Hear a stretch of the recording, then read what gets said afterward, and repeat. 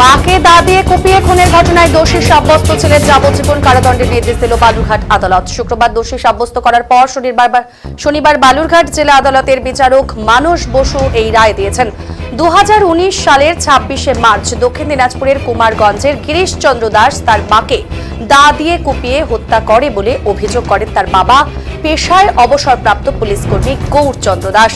কুমারগঞ্জ থানার পুলিশ মামলা রুজু করে তদন্ত শুরু করে। দীর্ঘ কয়েক বছর মামলা চলার পর গতকাল অভিযুক্তকে দোষী ঘোষণা করেন বালুরঘাট আদালতের বিচারক মানস বসু। এদিন তিনি যাবজ্জীবন কারাদণ্ডের সাজা ঘোষণা করেছেন। বালুরঘাট জেলা আদালতের সরকারি আইনজীবী ঋতব্রত চক্রবর্তী জানিয়েছেন, শুক্রবার অভিযুক্তকে দোষী সাব্যস্ত করার পর শনিবার দোষীর যাবজ্জীবন কারাদণ্ডের নির্দেশ দিয়েছেন বিচারক মানস বসু।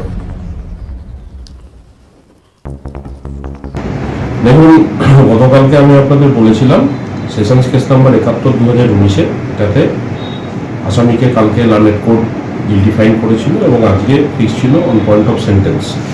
আজকে on point of sentence defence এবং প্রসিকিউশন দুপক্ষকে শোনার পরে লার্নেড কোর্ট আসামিকে যাবজ্জীবন কারাদণ্ড, 10,000 টাকা ফাইন এবং অনাদায় আরও 2 বছরের সশ্রম কারাদণ্ডের আদেশ দিয়েছে।